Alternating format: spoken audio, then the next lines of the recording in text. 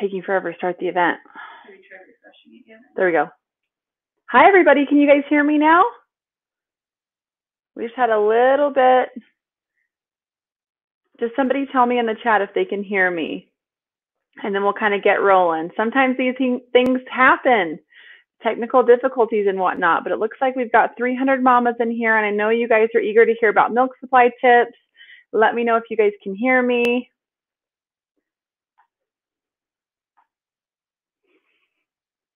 Good. Okay. Awesome. So it sounds like you guys can hear. So let's dive right in and get started. It sounds like we've got some people coming in from Mexico, from New Orleans. Hi, Brandy. Jackson, Wyoming. Oh, I love Jackson. Rochelle, Elena, Christy, Abby. Rachel can hear me. Thank you. Awesome. You guys, thanks for joining me today. We're going to have so much fun together. And the reason why I wanted to teach on this topic is it is my most frequently asked question. How can I make sure that I am producing what baby needs? And how can I boost my milk supply if it's lacking in any area? So what we're going to do is we're going to learn together. I'm going to pull up a screen share and I'm going to teach you guys some of my secret sauce that I teach all of my breastfeeding mommies, how to have confidence and how to know that things are going well so that you can have confidence and more readily tap into that mother's intuition. I'm a registered nurse, labor and delivery. I'm also a board certified lactation consultant, and I'm a mom of two. So I've been through this a couple times. And even me as a labor and delivery nurse, I had doubts about my milk supply with my first baby. I also had hurdles with my second baby with an unexpected illness, getting through some surgeries and things like that.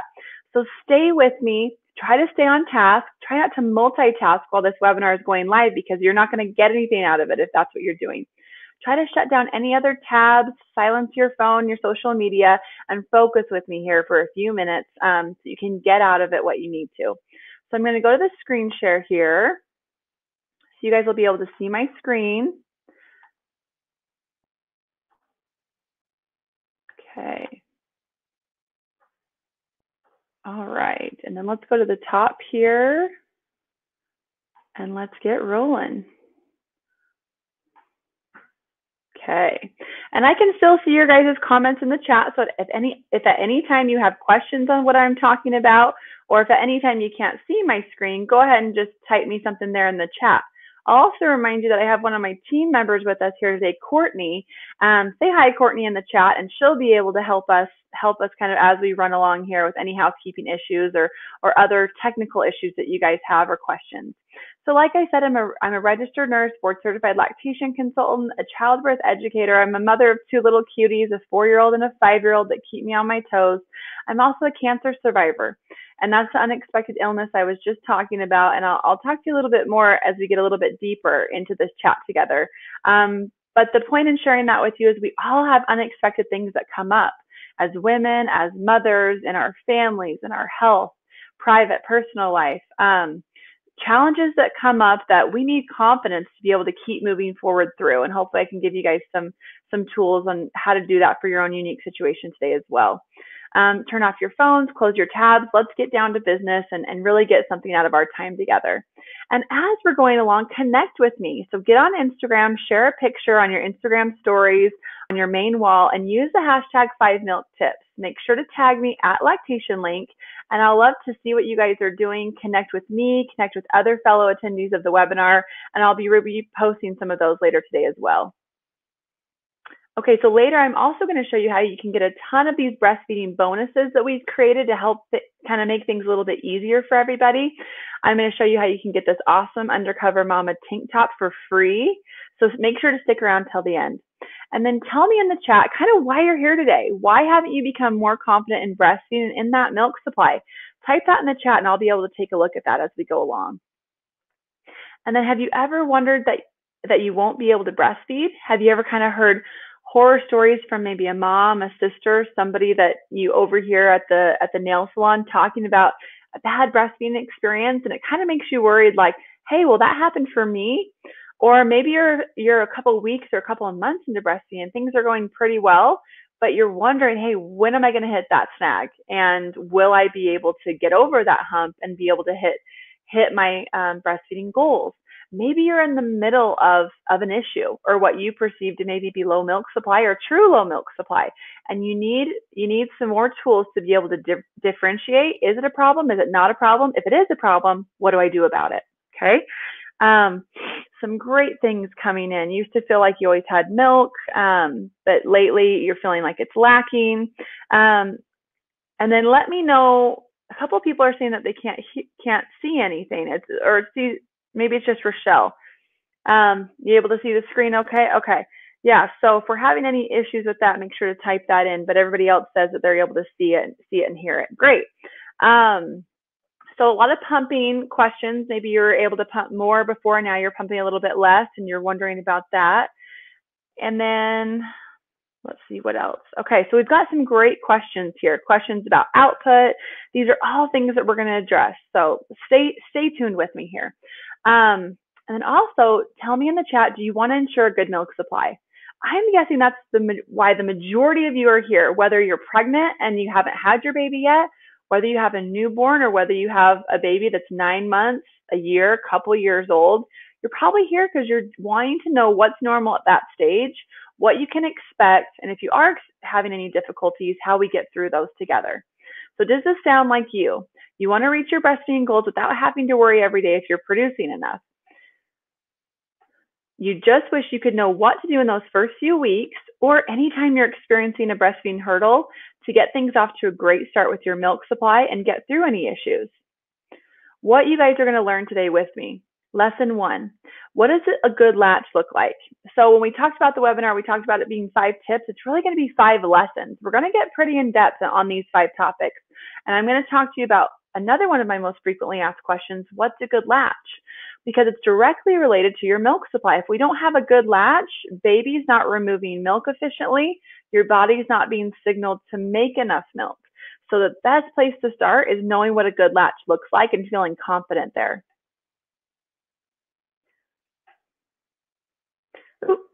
And then lesson 2, when should I feed my baby? Sometimes that can be hard to know. Are they crying because they have a wet diaper? Are they crying because their tummy is upset? Are they crying because they're tired? Or are they crying because they're hungry? So I'll give you some tools there to be able to know when you should feed your baby. Lesson 3, what to do if my baby doesn't latch right away. So how about you come to Lindsay's webinar, you take Lindsay's classes, and then right after delivery, baby won't latch for one reason or another. Well, we don't have a crystal ball. We can't control everything, but what we can control is being prepared and having this tool belt that we have around our waist that we can pull things out at any time and basically be able to get through whatever comes up. Because I have a lot of clients like that, but I arm them with these tools so that if baby doesn't latch right away, they don't panic and they don't throw those goals out the window. They know exactly what to put in place to be able to keep their breastfeeding goals intact and keep their confidence up. Okay, lesson number 4, how to take out an insurance policy for a good milk supply. A lot of moms say, is there anything I can do beforehand? Is there anything I can do in those first few days to ensure a good milk supply? I have your answer for that today. Okay, lesson 5, how to avoid milk supply myths. Okay, there's a lot of them out there. Remember I just talked about, listening over your shoulder at the nail salon or at play dates or even at work when you return to work. There's milk supply myths out there. So I want you guys to recognize what those are so that when they come into your mind, because they will, you can dismiss them right away because you know what to expect and what's normal. Okay, and before we dig in, I want to share my story with you quickly so you know how I got here and learned all this stuff, because I was somebody that struggled with wondering about my milk supply too. Even though I was a labor and delivery nurse, right? Because those labor and delivery nurses, they know everything, right? And they should, when they have their baby, they should be able to have all the answers, okay? I hit a little bit of a rut when my little son was 4 months old and he was wanting to eat all the time. And I kind of had all these doubts creep into my mind. Am I going to be able to reach my goals? Am I providing enough for my baby? Which seems silly looking back, considering he was in the 90th percentile for his weight, right? So he was growing, he was thriving, but I was still questioning myself and I was still questioning my milk supply. And that's kind of where this whole little passion began, from this little seed of, I'm having issues and I'm a nurse. Okay, so what about all these other moms out there? And maybe you guys can relate to that. Winging it just doesn't really feel right with your baby, right? You want to feel confident in those choices that you make. And not all of them are going to be the same for all 300 of you that are on here. And that's okay too. So there's not one right way to do it. There's a lot of different right ways to do it. We just got to find the right way for you. So number one, how to create a great milk supply from day one. Okay. Number two, what to expect in that first year and what's normal. And number three, having confidence to trust the process. It's something I tell moms all the time. When you have doubts, first thing I want you to do before you question is trust, because your body was made to do this. And there's a very low percentage of women, it's around 1 to 5%, that are physiologically incapable of producing enough milk for their babies. So what I mean by that is the majority of women, they've got the equipment. Okay. They just need the education and support to be able to reach those goals and how they want to do that. Okay. When I got those three things in line, I gained the confidence to breastfeed without worry. I was no longer diagnosing every feeding session, every wet and poopy diaper, every move that I made as a mom. I had confidence that my baby was doing well and thriving, and that I was doing the right thing for my baby. I reached my breastfeeding goals with both my children. There's my little cuties right there. Brody's on the left and Jocelyn's on the right.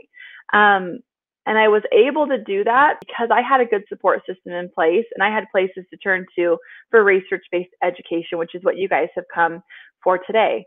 And then most of all, I just felt ready to overcome breastfeeding obstacles and have a joyful bonding experience with my kids. And it's not always going to be peaches and cream. You're going to have those days that are harder than others as a mom. But so you don't need this added worry of, am I breastfeeding right? Am I providing right for my kiddo? All right, today I'm teaching thousands of moms to gain that same confidence that I gained along my journey with my newborns. And that's so rewarding for me because I know that I had issues and I experienced, unexpected things crop up like my illness. And I know that all of you guys are going to experience those things too. So that's why I've taken that initial interest and I've made it into a passion of mine, because it's so rewarding to get this feedback from a lot of you that maybe you had a poor first experience, or maybe you were really nervous while you were pregnant about breastfeeding, and after taking my courses and learning, that you were able to have the same experience that I was. Okay, so meet McCall. She's one of my clients. Her first breastfeeding experience did not go as planned. She had goals to breastfeed for 6 months to a year. That didn't happen with her first baby.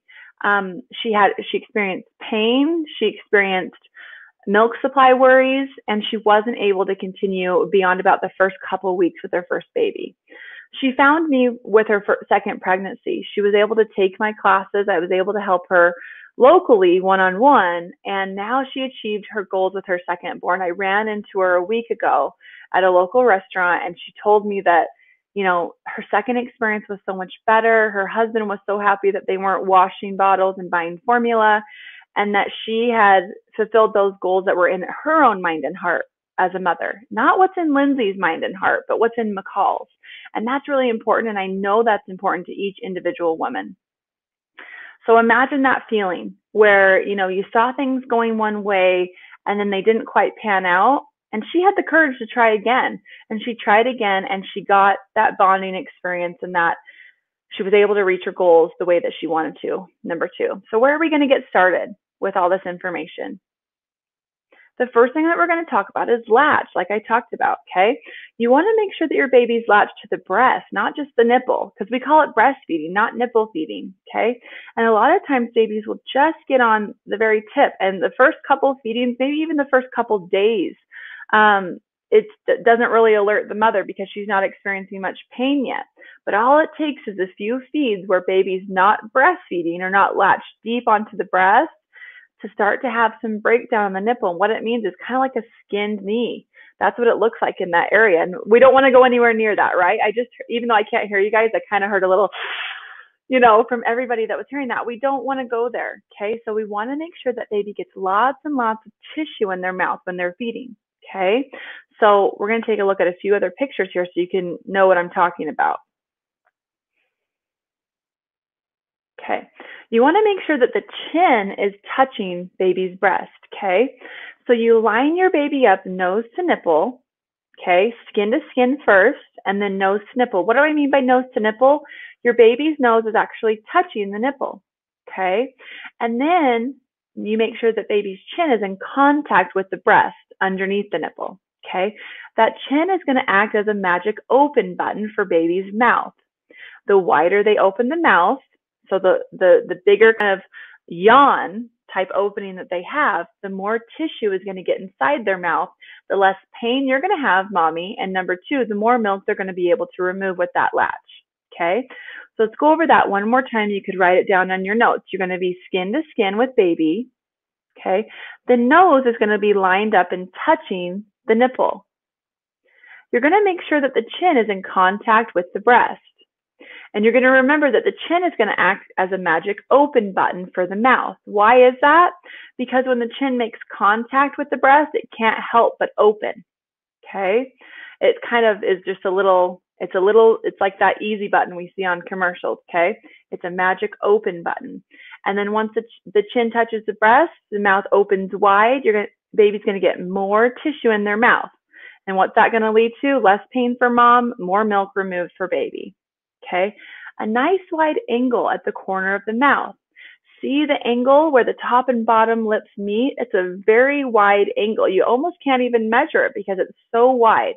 If we have a much shorter angle, we'll be able to see some of the nipple, and that means that baby's nipple feeding and has a shallow latch. Okay. All right, so nice wide angle at the corner of the mouth. That's a nice up close look. So if you look down and you see that nice wide angle, you see that baby's got a lot of tissue in their mouth, then that's a good latch, and that you can feel really comfortable and confident about that, okay? I see more questions coming in. I see some questions about tongue tie as well. And stick around, I'm gonna get to those, okay? Also, when you're feeding, forget about the clock, okay? And that can be a hard one because we read lots of different things online. We hear different things from different clinicians and different people about time constraints. Really try to forget about the clock, especially in those early days. And if you're having any problems with milk supply, you want to breastfeed frequently. Okay, you're going to watch for their hunger cues, which I'll show you, but you'll also encourage baby to feed frequently. Okay, they don't need to be crying to be able to put them to breast. It's actually a late sign of hunger. Okay, so in those first few days, you're going to be breastfeeding baby at least 8 to 12 times in 24 hours. And anytime you're experiencing issues with milk supply, you want to bump up the frequency of feeds. The only thing you're going to want to keep in mind in the first 2 weeks, so this doesn't apply to babies that are older than 2 weeks and that have hit their birth weight and have started gaining weight even, okay? In that first 2 weeks, the only thing you want to keep in mind about the clock is maximum amount of time that passes. Okay, so you don't want more than 3 hours going in between feeds from start to start of a feed. So if we start a feed at 1 a.m., we're going to set our alarm clock for 4 a.m. So if 4 o'clock rolls around and we haven't started that next feed yet, we will alert baby, unswaddle them if they're swaddled, dress them down to a diaper, get them in skin to skin, and encourage them to latch. Okay. Frequency is so important. It's much more important than duration of the feed. So it's much more important to breastfeed very frequently than it is to breastfeed for an hour at a time. Okay. And so frequency is going to be your best friend. Keep in mind that all these little snacks add up to a lot of calories. And when baby's first born, they don't have the energy to go on these long feeds. So even if the feeds hang around 10 to 15 minutes, they're going to want to feed frequently, and all those small snacks add up to larger meals as far as calories go. So don't be concerned that, oh my gosh, my baby's feeding frequently, I must not have enough milk. It just means that baby wants to string together these smaller snacks to make up their calories. And they may want to conserve some energy because they're new to this world, and it takes a lot to get kind of accustomed from that inside world, inside their womb where they were tucked in and just all safe and warm, to this outside world. Okay, so frequency is going to be very important in the early days, and especially if you're having any issues with milk supply, go right back to frequency. How do you know if baby is drinking your milk at the breast? Okay, because there's a difference between frequently putting baby up there and thinking, well, they're kind of somewhat latched, and I did that about 8 to 12 times in 24 hours, so I should be good, right? Well, we need to make sure that baby has quality minutes at the breast. And so we need to make sure that they're drinking while they're latched. So their jaw needs to be moving up and down. Okay, some nice chin action there, up and down. And then jaw, so watch for the space right around their ears to kind of wiggle up and down. You're going to hear some swallows. And in the first couple of days, you may only hear a few swallows per feeder. They may be difficult to hear. Then, as you get even more milk come in for your milk supply, you will hear good swallows, especially during the letdown phase of the feed. Okay, and good diaper output. If we're having diaper output, something must have gone in. Okay, so count those diapers in the early days, and it should be about one wet and one messy diaper for the first 5 to 6 days of baby's life. Okay, and then after that, it's about 8 to 12 wet or messy diapers per day. So step 3, what if my baby doesn't latch right away? Okay, we've got to have that backup plan. Okay, we can't do all this prep. We can't set our goals, get our support people in place, and then baby doesn't latch right away, so we throw everything out the window and say, darn it, didn't work for me on that first feed, and so I can't hit my goals. You can. We've just got to get this backup plan in place. Okay, first thing to do is don't panic. And when women have taken my courses, they do a lot better at this because they know it's to be expected for some babies. Some babies will latch right away and some take a little bit longer to get it down. Okay, so the first kind of things that we think about with breastfeeding is we say ABC of breastfeeding. First thing that we talk about is attachment or latch. So we've already talked about that, right? And the second thing we talk about, B, is for breast milk production. We need to make sure that baby's feeding frequently. If they're not feeding frequently, we need to make sure we get frequent breast stimulation through either hand expression or the pump, which we'll talk about in a minute. And then C is for calories. Baby needs calories just like you or me. Okay, if they don't get calories, they tend to either get real sleepy or they tend to get hangry. Also similar to you and me. Okay, so that's ABCs of breastfeeding. But so breast stimulation, hand expression. Okay, so let's go back here. If baby's not latching right away, we need to switch that order. We need to go C, B, A is our order of importance. Okay, because baby's not latching or not getting the attachment. But guess what? That's not a time-sensitive issue. Okay, so we can work on that over time. We can practice that until they master it. However, calories and breast milk production are time-sensitive. We need to get baby some calories. It doesn't need to be a lot. Okay, really just a few swallows of colostrum every few hours is going to be just what they need in those first few days. Okay, so we need to get them calories, and we can do that through our own breast milk, through hand expression or the pump, but I'll teach you guys how to do some hand expression. And then B, breast milk production. That's also time sensitive because if we don't remove milk, we're not putting that order in for a great milk supply from the get-go. So we need to have good breast stimulation if baby's not latching, because typically baby will provide all that. Okay, so that's plan B. So how do we do our breast stimulation? So start with some hand expression in that first hour. Okay, just 2 to 3 minutes of hand expression. And you can actually get more out through hand expression, especially in those first few days because of the hormones that are released, okay? And there's also research to suggest that compression is better at getting your milk out in those first hours and days than suction, which is what the pump does, okay? And there's no one right way to do it, the hand expression. So you want to play around with that. We've got full video tutorials in the classes that can really help you with different ways that women try. But really, you're just applying some compression, okay, to your breast, and you're really just helping that milk to flow. And you can collect it with a spoon or a medicine cup and feed it to baby to get him those needed calories, okay? All right, so I just talked about hand expression. See how I'm helping this mom collect your milk? So if you have a helper, you can use both hands to compress your breast. If you don't have a helper, then use one hand and catch the milk with your other hand with a medicine cup or a spoon, okay?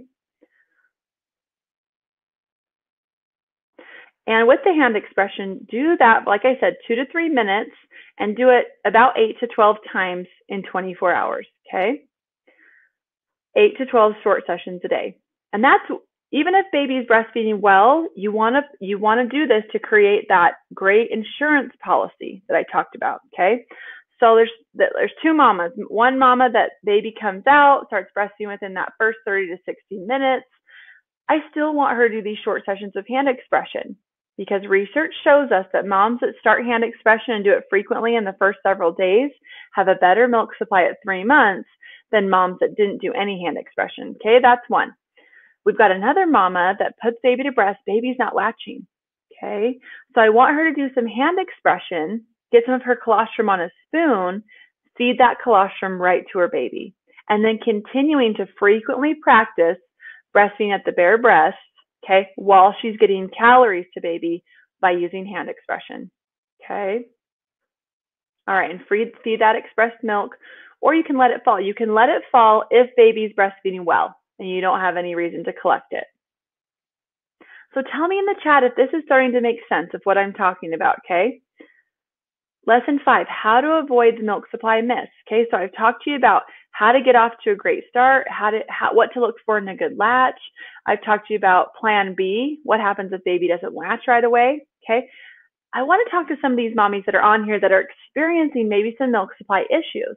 I want to talk to you and basically give you confidence because there's a chance that your question or your supply issue is not even an issue. Maybe that you're kind of feeding into one of these myths that you've heard. Okay, so let's kind of go over some of those. Some moms will say, my breast feels softer. Let me tell you why that's not a reliable indicator of your milk supply, whether your breasts feel full or whether they feel soft. So a lot of times when moms deliver their baby, their breasts will get hard around 2, 3, 4 days postpartum. They're feeling kind of that increase in milk production. It's called engorgement. Okay, and they feel kind of hardening of their breasts. And then as several days go by, maybe about 10 to 14 days postpartum, they feel their breasts start to soften. And sometimes moms will worry and think, oh, well, my milk supply is going down because my breasts feel softer. Not the case. This is actually a great indication that things are going well and your body's doing exactly what it should be doing. And basically, it's setting your milk supply to perfectly match baby's needs. That's why your breast feels softer and you don't feel overly full. Also, if you're beyond that 2 weeks and you feel like your breast feels softer, once again, don't allow your mind to play that mind trick. It's not a reliable indicator. Some moms feel like their breasts are full for the whole first year when baby's breastfeeding. Sometimes moms don't feel much difference whether they get full or soft or whatnot. So don't worry about that. Don't think that because your breasts feel softer, your milk supply is decreasing. Okay. I already saw a lot of questions on here about, well, I used to pump about 5 ounces, but now I only pump 2 to 3, and I'm kind of concerned that this is a milk supply issue. Okay. Not a good indicator of milk supply. Number one, a lot of moms don't respond well to a pump, or it doesn't show exactly everything that's in your breast. Because like I said earlier, a pump is only providing suction. And when a baby's at the breast, they provide suction and compression, okay? So don't take a look at what you get out of your pumping sessions and think that that's a good indicator of what's actually the milk that's actually being made, all right? And also think about this. If you used to pump a lot and now you're pumping a little bit less, when baby's first born, they're not quite efficient at breastfeeding.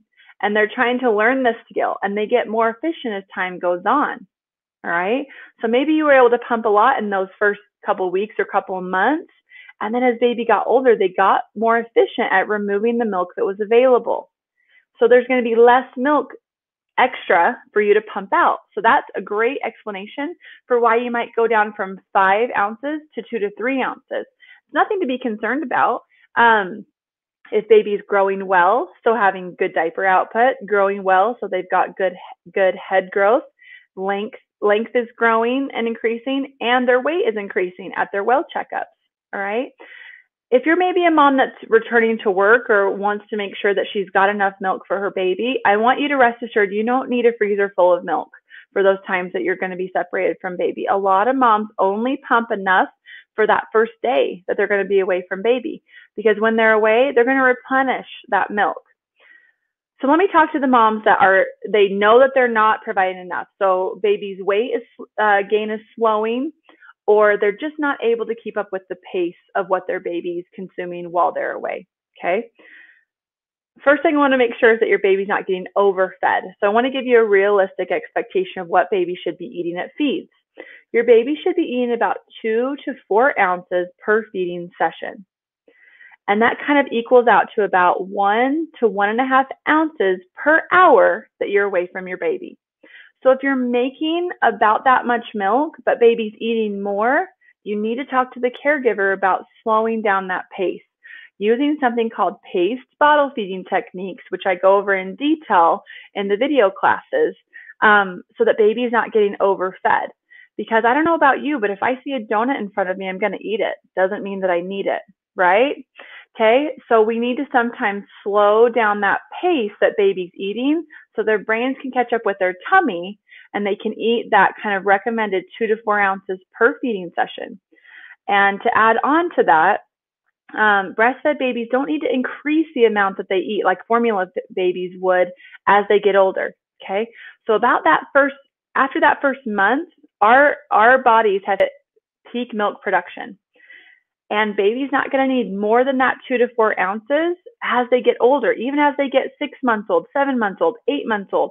They may want to eat a little bit more frequently, but since breast milk is all organic, they metabolize it really efficiently, and they don't need to increase the amounts that they're taking in. Okay, so that's pumping a lot versus pumping a little.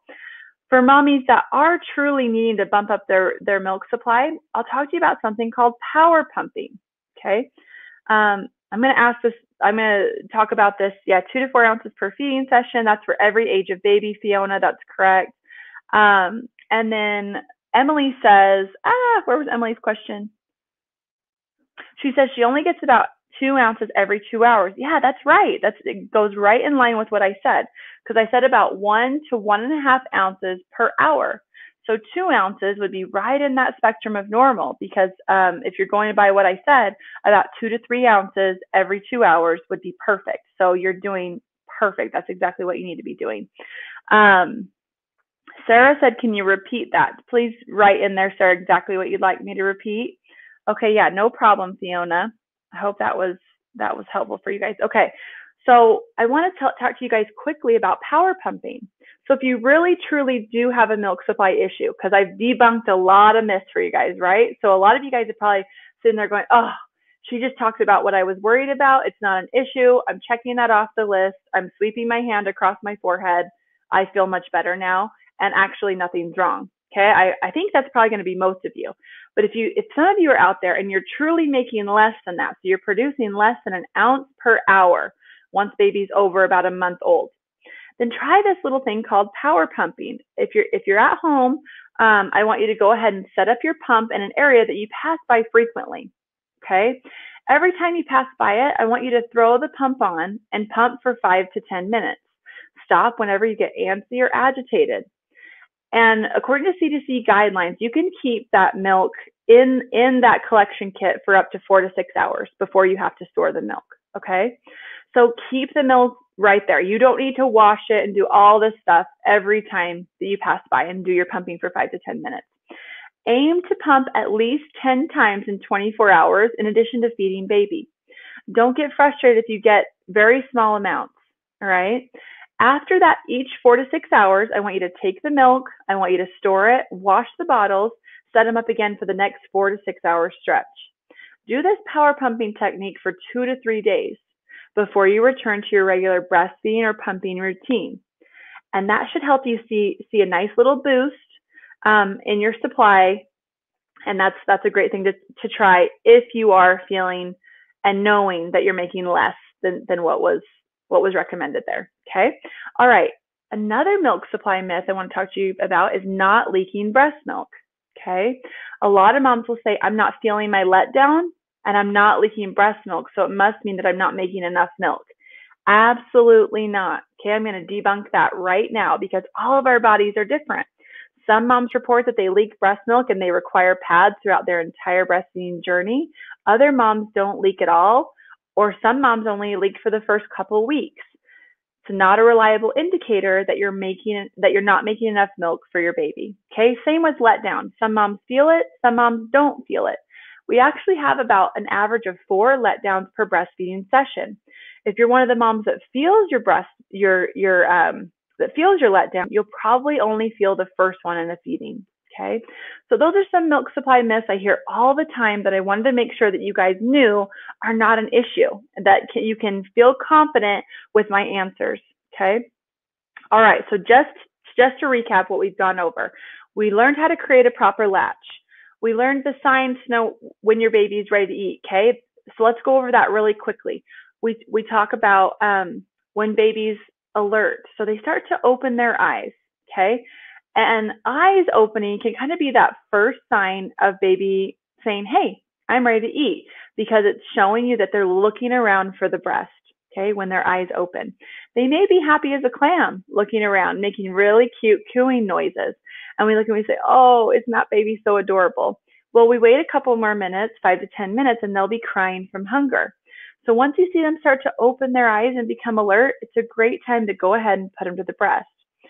You might also see things like baby pushing their tongue out. Okay, we call that tongue thrusting. Okay, it's also a sign baby's ready to eat. They may start to pull their hands up to their mouth, and they may start to grab objects and put them in their mouth. Another sign that baby's ready to eat. Okay, so we learned all about those hunger cues. In those first couple weeks, sometimes baby is a little bit tired. Okay, and they need encouragement to get to the breast those 8 to 12 times in 24 hours. So I don't want you always just standing over the bassinet or just sitting there and waiting for baby to show those hunger cues to put them to breast. They're great signs to look for and to know, okay, baby's showing this, we're putting them to breast. But it's also okay to encourage baby to go to the breast and you be the one to initiate that. All right. You learned what to do if your baby won't latch. Remember, we talked about that plan B. We talked about A, B, C, and reversing that so we can get baby needed calories. We can stimulate our breast frequently while they're learning to perfect that latch. I'm seeing in the chat that a couple of you guys asked, well, what is letdown? What is she talking about when she says that moms can't feel their letdown? So as baby breastfeeds, when they first go to breast, they're only getting a small amount of milk that's located in the ducts right there in the front. Okay, and it's actually a physiologic process to get more milk to come out. So as baby stimulates those nerves, the brain sends a signal that says, hey, there's a baby at the breast, and we need to let out some oxytocin, which is a hormone that helps with the milk ejection and release. We need to send that oxytocin out so more milk can become available. And so that whole process on average takes about 2 minutes. Once that's complete, that's what we call letdown. Some moms can feel it, some moms can't. When moms feel it, sometimes they report it as feeling like a tingling sensation, okay? Maybe pins and needles. Some moms say that doesn't hurt them at all. Some moms say, oh, I can definitely feel it, and maybe there's a little bit discomfort for a second there. Some moms don't feel it at all, and that's okay. So that's what I mean by letdown, okay? And that's when kind of more milk becomes available. It's also a lot of times when babies will start to swallow during the feed, okay? We also saw that most moms can make plenty of milk for their baby, okay? Remember I talked about that 95 to 99% of women have the right equipment and are able to produce for their baby. They just need the right support and education. That's what you guys are here today for. So give yourself a big pat on the back for doing that. You learned how to avoid myths about breastfeeding, and fortunately, there's a lot more that we go over in my video classes. So you want to make sure that you know about all those myths so that you don't stop breastfeeding when there's no reason to. You have more confidence than you do have any doubts. You saw you can become confident in breastfeeding if you're equipped with that right knowledge and support. And today you're here because you want to breastfeed your baby without worry. I was the same way. You want simple solutions to breastfeeding obstacles. It's why I created my courses, because as a labor and delivery nurse, I was like baffled and thought, hey, can't we simplify this? Can't we give moms something that's really easy for them to follow along, like really easy examples, real life tutorials that they can apply, not something that's obscure, not a book that's 500 pages that has no pictures or videos. It's really hard to even open, let alone understand. You want those same things that I wanted. You felt uncertain before, you're ready to make a change. And I'm so glad you joined me today, because now is the time for you to be able to do that. We want to stop worrying about breastfeeding for good, right? There's enough to worry about as a mom. It's time to nourish your baby with the guidance of a proven step-by-step system. Nothing I've shared with you today is theory or ideas. It's all research-based information. It's not just coming from me. It's actually been peer-reviewed by 5 other international board-certified lactation consultants. It's recommended by certified nurse midwives as well as OBGYNs. They're all things that me and my clients have done to achieve breastfeeding success.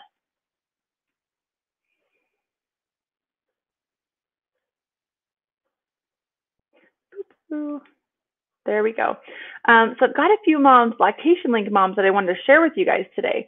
Bryn says that she took Lactation Link classes and they were so worth it. Not only was it incredibly priced, but the knowledge and confidence I gained from taking her class was priceless. I had a lot of fear about breastfeeding. It didn't work for my older sister and several of my good friends. So I wanted to prepare myself the best I could, and this class did it all for me. Remember those horror stories I talked to you guys about? You're going to hear those. And I want you guys to have the confidence and knowledge in place that when you hear those, it doesn't even affect you. It bounces right off of you because you know what you're doing, you know what your path is going to be, and you have all those tools. Seriously, the best thing I did before my baby came. We've been so successful at breastfeeding. I know it's because of these classes. Now breastfeeding isn't such a fear because I know I have the tools to be successful. So grateful for these classes, would recommend them to anyone. And Maddie said that. Maddie was another one of my second time moms that came to me after she had a previous experience that wasn't quite what she wanted it. She didn't reach her breastfeeding goals. She didn't have enough support or know-how. And this time it was completely a 360 change. So today I promised you guys that I was going to have these exclusive offers, and these aren't things that we offer every day when people come to our website. I wanted to give you guys some extra bonuses, some special things, because I know your time is valuable and you chose to spend some time with me today. So what you're going to get in these exclusive offers are my 3-video bundle. Okay, so my breastfeeding basics class, it's 70 minutes, real life tutorials, audio, video, hands-on examples, benefits of breastfeeding for mom and baby, talks more about that letdown reflex that so many of you had questions on, kangaroo mother care, that's a research-based principle that you want to start right away with your baby, positioning, more about hand expression, nipple care, which is another top reason that moms wean their baby is because pain in their nipples. So we go over all those things in detail. Breastfeeding hurdles and how-tos. It's really just a continuation of this basics class. So it's essential information that you can't afford to skip over. Things like, well, what happens if I do get a little bit of breakdown on my nipples? What happens if my baby gets jaundice, like 50% of newborns? What's thrush? What's mastitis? And how do I manage those common issues? What's tongue tie? Okay. And I want to get to some of the specific tongue tie issues in the Q&A, and I'm happy to do that. How do I get a little bit deeper into increasing milk supply? What if I have oversupply? What if baby has slow weight gain? All these myriad of things that could come up for you, okay? And then pumping and storing breast milk. It's a blueprint for how to safely start to create a little bit of a storage of your milk. So if you're going to go back to work or you anticipate some mother-baby separation time, you know exactly how to do that safely and effectively. Because we don't want to waste any of our time at the pump, right? So we want to do it, and we want to do it as efficiently as possible in as short amount of time as possible. Also talks about the best time to introduce a bottle, which you think you could do that at any time, but if you do it at the wrong time, oh, it can be quite a battle with your little one that's so used to breastfeeding. So if you know your baby's going to need to take a bottle, whether you're returning to work or something else, you want to know the right time to be able to do that. Also, caregiver tips and more about that paced bottle feeding that I talked about earlier. And also just general things and support, like managing our many roles as women and how we can give ourselves a break sometimes. I think we deserve that, right? And how we can put some helps in place so we're not all having to shoulder it ourselves. Okay, you're going to get 5 bonus PDFs that talk about things like efficient pumping in 20 minutes, that talk about returning to work and breastfeeding roadmap, my top 10 tips for breastfeeding success. You're going to get charts and checklists. You're also going to get a bonus video. Okay, so videos that people that normally come to our website and take our courses don't get. It's called Am I Making Enough Milk? And then a free breastfeeding tank that's worth $25. This Undercover Mama tank that I just love them, and all my clients love them. It's actually a breastfeeding tank that doesn't have straps. So it clips onto any bra or nursing bra so that you can clip down for easy access, but you also have full coverage on your torso. So what we're doing is we're giving you a promo code so that you guys can go on and choose your own color. They come in, oh my gosh, every color in the rainbow. You can choose your fabric and your size, okay? And so that you're going to get, and a lot of the tanks actually come in at about $19. So you can definitely get that 100% free. And then additional discount codes to our favorite products and partners, things like nursing bras, things like nursing pads, creams, protein shakes that are safe for breastfeeding moms. So those are going to be huge. And a lot of you, I know for sure, need the nursing bras. We love our Bravado designs. I've been able to see lots of different nursing bras, over the years, and these are actually my 100% favorite, and they gave us an exclusive coupon that you won't find anywhere else. So these are a huge amount of offers that we're getting today. And keep in mind that the tank and the bonus video are only available if you guys take advantage of this during the webinar. You guys will still be able to get great discounts and promos on my classes for about 24 hours after the webinar. But the tank and the bonus video are what we call fast action bonus, so just for today. You're going to be able to achieve with these exclusive offers your unique plan to reach your breastfeeding goals without worry. And here's what you're going to save, just so that you can understand. I asked this question to a lot of the spouses and partners in my class. How much do you think formula costs over 1 year? Because it's either going to be breast milk or formula in that first year. That's the main food source for baby. And it actually costs $3,000. Okay.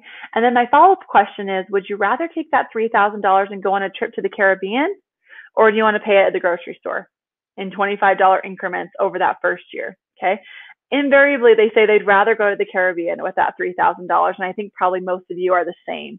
So you're going to save $3,000 in formula over that first year, and then you're also going to save $300 to $500 in just the first 3 months on healthcare costs for your baby.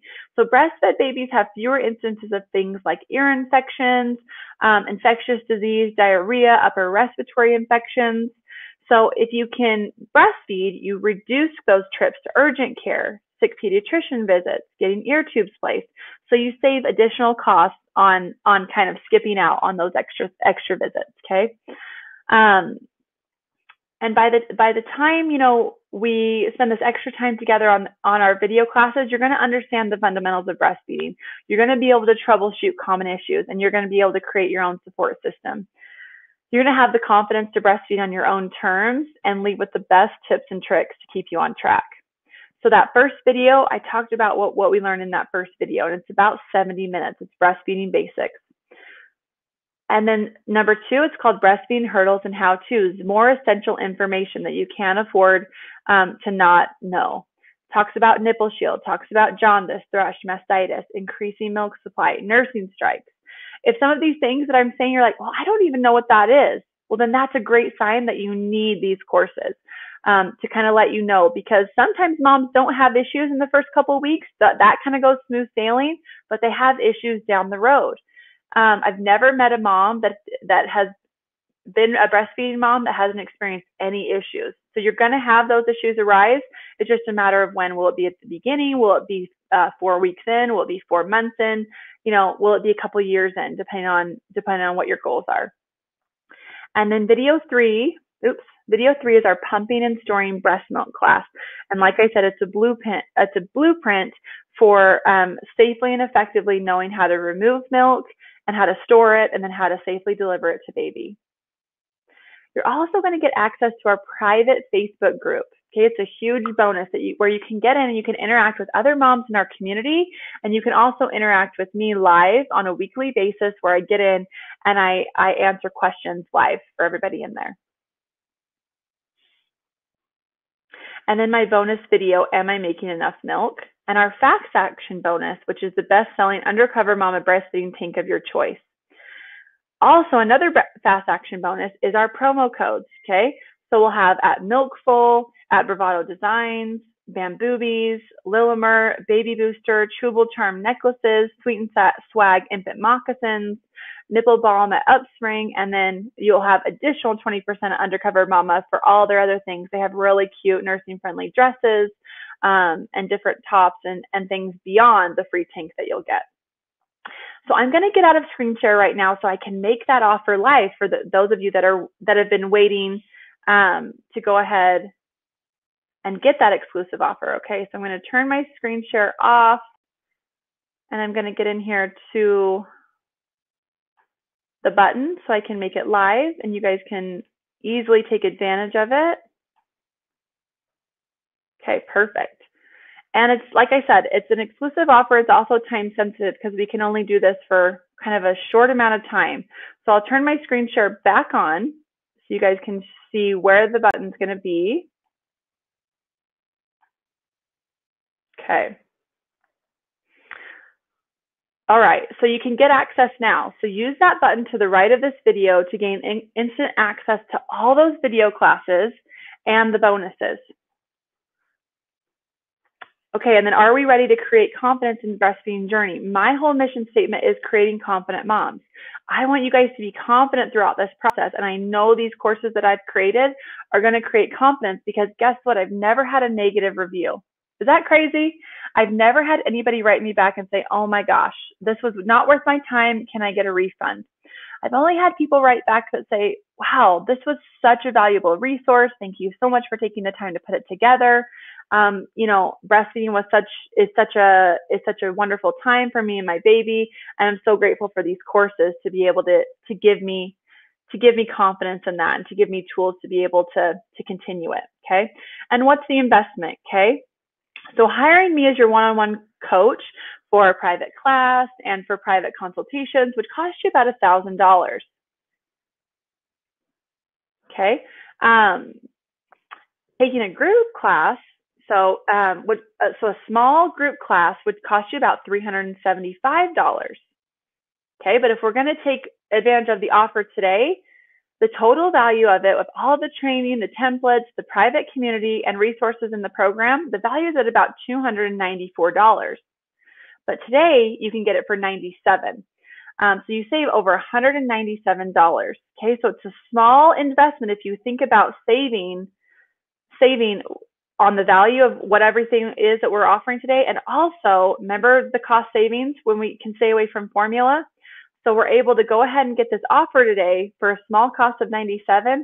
We end up saving that $3,000 on formula. So that's something to keep in mind as well. So go ahead and use that button to the right to be able to click the Get My Video bundle. Okay, and that will give you that limited time $97 price. It's typically at $197 on the website, and then it doesn't have all the bonuses that we offer today. So make sure you guys can go ahead and do that. So this is what it will look like. That's the final step. So use the secure checkout. You can use either PayPal or credit card. You put your name in there, your email address, and so that's how easy it is. There's not a lot you have to do. Click the button and go right to it. Courtney's going to help you guys if you have any technical issues with taking advantage of this offer, because we want to make sure that everybody who wants to do it is able to do it in the time that we've set up. And you'll immediately be able to log into our members only area in our website at lactationlink.com. You'll also immediately be able to get access to the Confident Breastfeeding Course Facebook private group. Okay. So start now for just $97.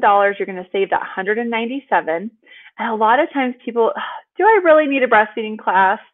Yes, you do, okay? Because research shows that the #1 indicator of breastfeeding success and long-term duration to meet your goals is a prenatal breastfeeding class or a class that you take when you're hitting some bumps and having some issues, okay? So that answers that question. Here's Cash. She said she learned so much at Lindsay's breastfeeding class with her first son. She went to breastfeeding classes, but Lindsay's class was a great refresher and taught me more than I knew before. She still looks at her notes when she has questions. A lot of moms will actually refer to their notes as their breastfeeding Bible. I recommend this class to everyone I know who is pregnant, even if on their second, third, or sixth pregnancy. Cass was another one of my second-time moms. She's been breastfeeding for 8 weeks and have a healthy, happy son, and he has a happy mom who's confident in breastfeeding, something I never imagined I would be. Such an amazing journey and so different from our first. I can honestly say that we're happily and successfully breastfeeding due in large part to Lindsay and her help. So that was such a sweet note to get from Cass and her baby. I'm not sure I can really do this, okay? So sometimes moms are on the fence about, if they're able to meet their breastfeeding goals, okay? It's because of all those little doubts that have trickled in and because of the stories that you've heard and because of things maybe you've seen in an article online, okay? If it's something that you personally want to do and are invested in, go back to that 95 to 99% of people have the right equipment, okay? So your body's going to do this. You really just need the right education and support in place. Maddie says after 36 hours of labor, her sweet Lincoln was born. She knew she needed to nurse within that first hour of life, as that's when they're the most alert. We tried, but he didn't latch right away. For about 10 days, it was the same thing. He wouldn't latch. I never got discouraged because I knew I had all the tools to breastfeed, and that helped me stay calm in the moments of frustration. Even though it took time, I had trust in Lincoln and myself that we would both get the hang of it. Lindsay's class prepared me for the hiccups that came my way and gave me the tools and confidence for overcoming them. I can't stress enough how important it was to have my family's support. I had my husband, mom, and sister constantly telling me I could do it and how proud they were of me. Surrounding myself with people who were saying you can do it when I wanted to give up was so key. Here we are almost 3 months later, and breastfeeding is the most amazing thing I'm doing for my little boy. He's gaining weight and thriving. Okay.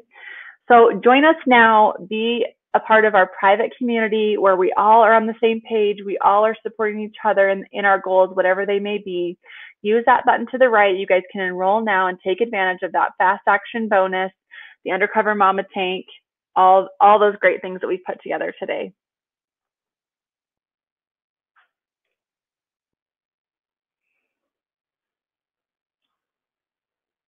Okay. All right. So I'm going to exit out and I'm going to get so you can see me, and I'm going to do Q&A now. And I'm also going to pull up some of these questions that you guys have had as we've been going through together. Okay. So hang with me here. I'm going to turn the screen share off. Okay, I'm back. Hi guys. Thanks for hanging around, everybody. And now I've got even more time for Q&A, so I'm going to go right to the chat. Okay. All right. So Liz asked, are tongue or lip ties common? How would we know if baby has one? And if they do, what kind of medical professional do we see to get that taken care of? Okay. Tongue or lip ties. So everybody has a band of stretchy skin that attaches their lip, okay, to their gum, and also that attaches the tongue to the floor of the mouth. So everybody's got a band of stretchy skin there. The question is it tight enough to create a restriction that doesn't allow for the movements that are required of breastfeeding? Okay. And so the first person that should check is a board certified lactation consultant. So in the hospital or home birth or birth center birth, a board certified lactation consultant can check that. Okay. Also, your healthcare provider can check it. And they'll kind of do some little testing and kind of test the function of baby's mouth. And if they suspect a tongue tie, they also want to look and see how baby's tongue is functioning when it's latched. Because it's not just how the tongue looks, it's also how the tongue functions. Because sometimes on inspection, a tongue will look like it might be restricted, okay? But then baby goes to breast and it breastfeeds just fine. Because babies are resilient, right? A lot of times they're gonna find ways around whatever's impeding them. And if they're removing milk just fine and mom's not in pain and baby's gaining weight and thriving, there's no need to do anything further at that time. However, if there looks like a restriction and then baby goes to breast and is causing pain to mom or is not able to remove milk, then you would need to go and see a pediatric dentist or an ENT. Those would be the two healthcare professionals you'd want to see that can confirm if the restriction needs a revision with like a laser or something like that. And sometimes you hear those medical terms, it goes, oh my gosh, like I don't want to put my baby through that. Actually, babies do quite well with it. A local anesthetic is applied. There's not much pain. It's really just, if there's any crying, it's due to kind of just being in an uncomfortable position for a minute or two. Babies a lot of times are able to breastfeed right after the procedure, and a lot of times moms and clinicians will notice an immediate difference. So hopefully that answers some questions about tongue tie. We have even more in the video classes about it, but I know that was a common question, so I wanted to make sure to get that answered. Okay. All right, that was the tongue tie stuff. Emily says her daughter was tongue-tied but latching. She got it clipped last week. Now she's speeding up a lot and very fussy around 7. Nothing seems to soothe her. Okay. So I think that nighttime fussiness could be totally separate from the tongue tie issue, because a lot of babies have nighttime fussiness because less milk is available in large stores in the evening. So a lot of times in the evening, babies are removing milk as it's being produced. Okay. So sometimes you have to be okay with baby going to breast very frequently in the nighttime, different than their daytime schedule sometimes, okay? Schedule, obviously schedules can change. But they may want to go to breast almost every hour. in those evening hours. And that's okay because lots of small snacks will add up to a larger meal if mom's okay with it. So the classes also have some great tips on how to kind of minimize that burden on mom, some little tips and things that you can do to kind of free yourself up a little bit more when you're feeling like, gosh, every hour is really hard. So things like nursing in the baby carrier, stuff like that. Okay. Ashley's looking for tips and info to stop using the nipple shield and for keeping up supply when returning back to work. So Ashley, the nipple shield, okay, if someone doesn't know what that is, it's like a thin silicone covering that can go over your nipple, and sometimes in certain instances can be a great tool depending on the circumstance. They're not for everybody, but it sounds like Ashley's using one. So one thing I would do is up the time that you're spending in skin-to-skin contact. So truly means no shirt, no bra, baby's dressed down to a diaper, skin-to-skin, okay, blankets over the top of you for warmth if you need it. And increase the time you're spending skin-to-skin. Then increase the time that you're trying at the bare breast, okay? But don't get frustrated if baby's not getting it at the bare breast.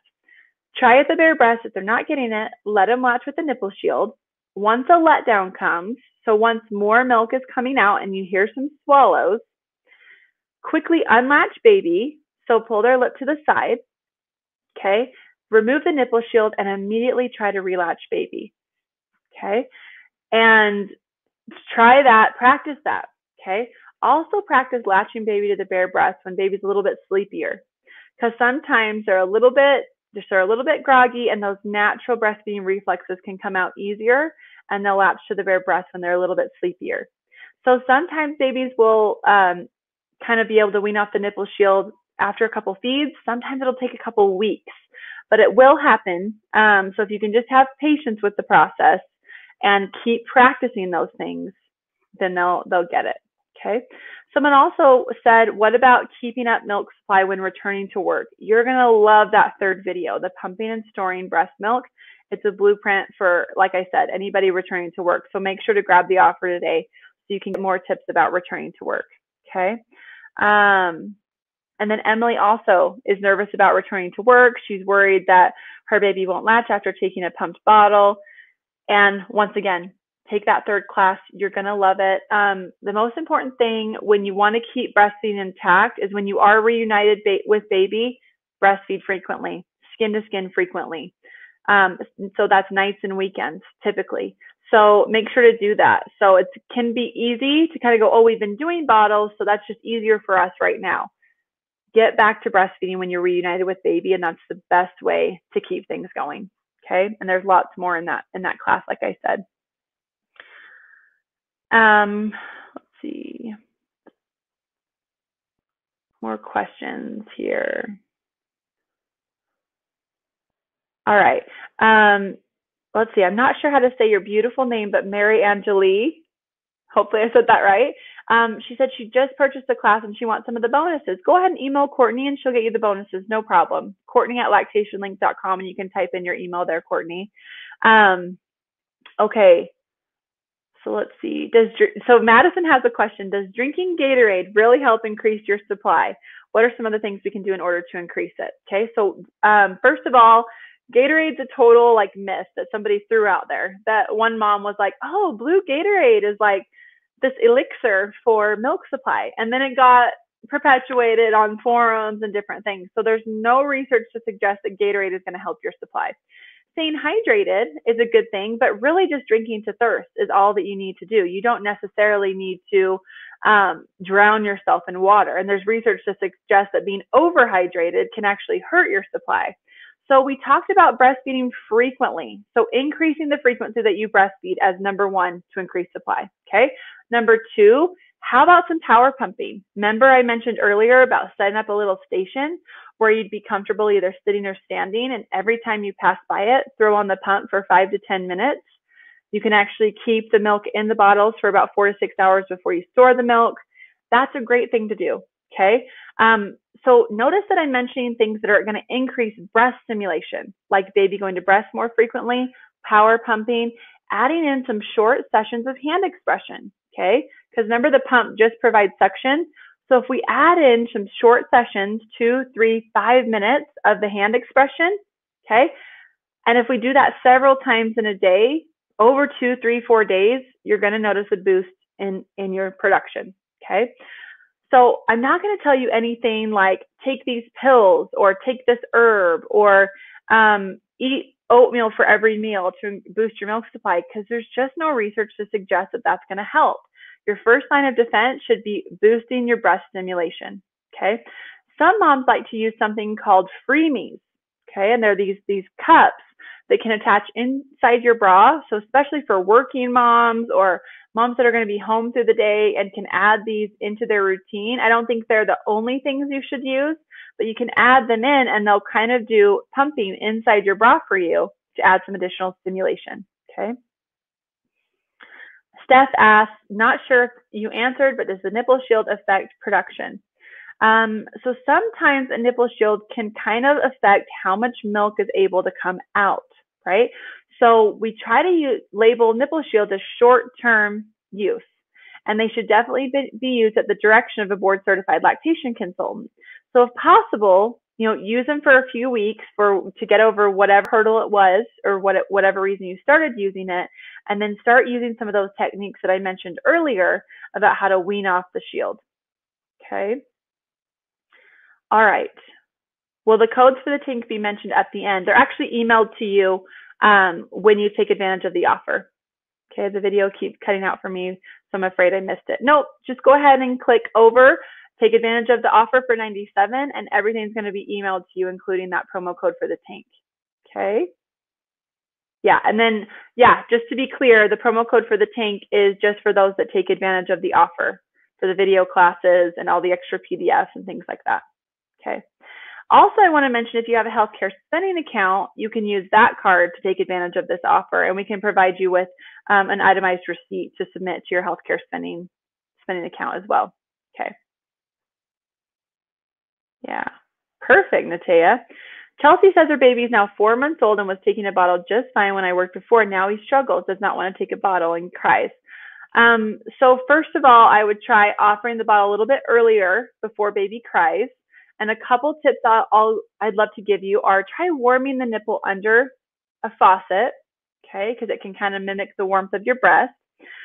Stay with a slow flow nipple, like a size 0. There's no need to increase the flow size of the nipple. So like a formula fed baby can go up in size, right? Size 1, size 2, size 3, as they get older and able to kind of handle that faster flow. There's no reason for a breastfed baby to ever increase. So if you've increased the nipple size for some reason, make sure to go back to that slow flow. And also you want a nipple that kind of transitions from more of a wider base to the tip, okay? So it's not just kind of like a long, skinny nipple. You want to rest the nipple on baby's lips, allow them to draw it in. Also try some different positioning. Okay, so those are some great tips, and there's a lot more on introducing it in the bottle and issues with getting baby to take the bottle in the classes. Keep in mind you can always use like a syringe or a medicine cup in a pinch to deliver breast milk to a baby that's not taking the bottle. Okay. Madison says, how do we get the tank top for free today? Sign up for the offer and you'll get a promo code emailed to you. Okay. And then let's see, someone else said if she's already bought the classes, can she get the discounts? And it's just today only. So it's not valid on like any retroactive things, but I'm so happy that you joined us, and I hope that you had even more takeaways from our time together today. Okay. And we've already linked to the classes, right? Where they can, Okay, perfect. And I am still on here for a few more minutes for Q&A if you guys have any other questions. And I can pop on and see what your previous questions were. So Paige says, to boost milk supply while pumping, should you pump more frequently or for longer periods of time? Great question. For example, every 2 hours for 15 to 20 or every 3 to 4 hours for 30 minutes. So Paige, I would do every 2 hours for 15 to 20 minutes. So frequency is more important than having a longer session. So great question. Savannah, I answered your question about your breast feeling softer and that's not a reliable indicator of milk supply. So hopefully that's helpful for you. And then if we go down to, there's some pumping questions here. and some exercise while breastfeeding questions. Why can we only take specific protein while breastfeeding? What are some protein shakes and powders that you recommend? So that's going to be on the bonus PDF sheet. It's because just certain things haven't been FDA approved for either pregnant moms or breastfeeding moms. And so Baby Boosters is one that has been and has some great flavors.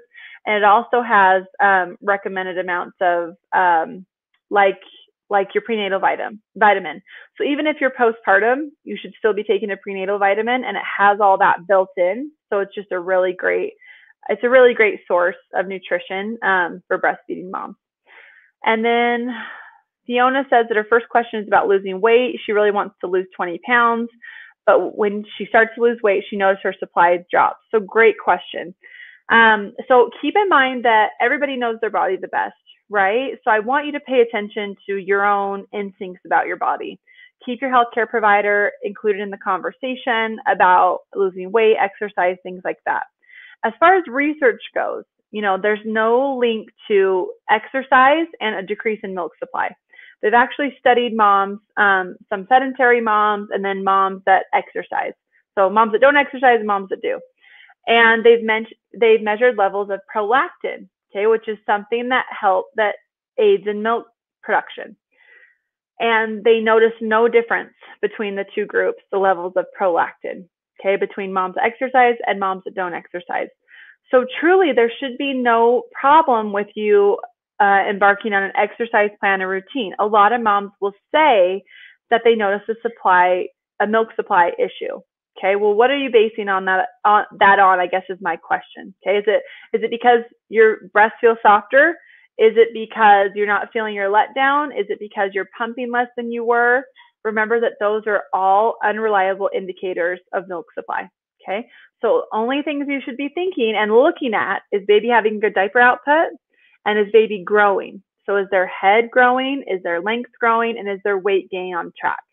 And if the answers to those are yes, then exercise is not a problem. If baby's just going to breast a little bit more frequently, they may be hitting a growth spurt, and that could be physical or emotional needs. So hopefully that answers your guys' questions about exercise and milk supply. Stephanie says her baby's 3 weeks old. She has large breasts. She's not been able to latch properly without a nipple shield. Considering moving strictly to pumping and bottle feeding. Will the videos go over tips for this? Could I still get her to latch? At what point should I stop trying to get her to latch? So it can be hard because we all have different sized bodies. So I think the videos can be helpful with showing you different positions. That can really help for you to try. Also, I want you to try rolling up like a washcloth and tucking it underneath your breast. If you're sitting up, you tuck it underneath. If you're laying down, you'd use it in between your breast and the bed to kind of lift it up a little bit and get it in a better position for baby to latch on. So those are some great things to do. But yeah, the videos will definitely talk about how to, if you do decide to go to exclusive pumping, which if you're interested in continued breastfeeding, I would try several things before going to that, if at all possible, just because baby's the best remover of milk. Okay. And a lot of times moms that are exclusive pumpers, it takes them twice as much time.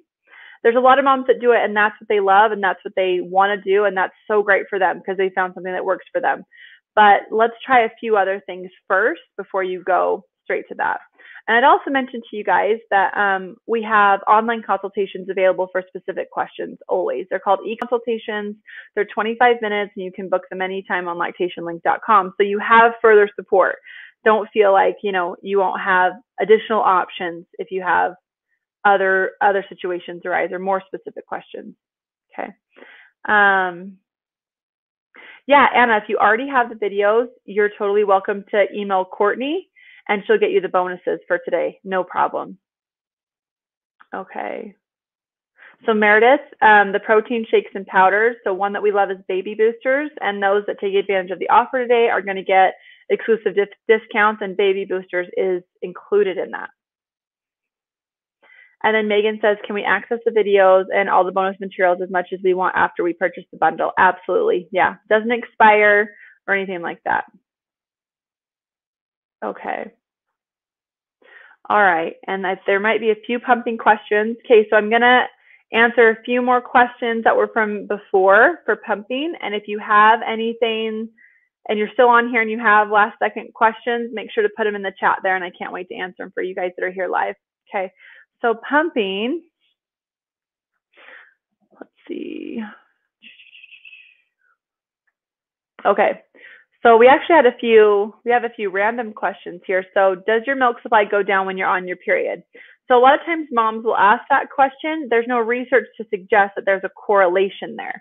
So there's no research that says your milk supply may go down on your period because of this hormone drop or because of this phase of your menstrual cycle or whatnot. So research-wise, there's nothing to suggest that. However, we have heard moms say that they feel that way. So make sure that you're once again paying attention to, is baby growing? Are they thriving? And if they're going to breast a little bit more frequently during my period, it's not necessarily an indicator that my supply has dropped. Okay, so hopefully that helps answer. Rebecca says nursing bras, Bravado designs all the way. And they're going to be on the promo code today too. And it's kind of hard to find discount codes for their bras. So I think it'll be something that's really valuable for you. So they have actually pumping accessories. They've got sleep bras. They've got nursing bras that have a little bit more structure. So once you get, that first month or two postpartum, you're like, hey, I actually want to go out in a normal shirt and I don't want to look like I have a uniboob, then you're going to want to have something like the Bell from Bravado that has an underwire. You're going to want to know how to fit it correctly. But it provides a little bit more structure for the girls, even when you're breastfeeding. Okay. And then Paige asked, what do I think about milk teas, lactation cookies, and fenugreek? So I think that our first line of defense is breast stimulation, 100%. I feel like there's anecdotal stories out there that moms say, oh, I took this herbal supplement and it totally boosted my supply. Well, what else were you doing when you took that herbal supplement? Were you allowing baby to feed more frequently? Were you pumping more? Okay, because we do have research that shows that those things can boost supply, but we don't have research to show that any of those other things can help with supply. I do like Milkful bars. They're these lactation oat bars because they're low in sugar and they're just really good nutrient dense snacks that have things like oats and things like that. And they're things that I would eat on the go, and they're low in sugar. You need to be careful about lactation bars or cookies out there that are basically a cookie, because a lot of times moms are like, hey, I'm trying to get kind of a little bit back to my pre-pregnant weight. I'm trying to get, keep wellness in mind. So it's not a great idea to have, lots of like baked goods throughout the day that are loaded with sugar. It's great to have healthy snacks and nutrient dense things and, oats and things like that. But it's just because it's labeled lactation cookie, it doesn't mean you can have 3, 4, even one of them, if it's got 20 grams of sugar. And I'm telling you all this because I've had a million sent to me. And I really stick mainly with Milkful because they're lower in sugar. So, okay. All right, you guys, any last second questions? I'm going to have to get off here in about 2-3 minutes. Make sure that if you're interested in the offer, have a quick finger and go ahead and click that, because the Undercover Mama Tank and the bonus video is only available during the live webinar. And I want you guys to take advantage of that great value.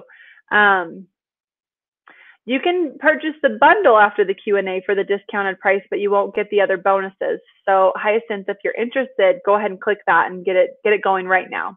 Okay. Okay. Someone just asked about, can I breastfeed while I'm pregnant? Okay. And that's a frequently asked question, and the answer is yes. Okay, generally yes.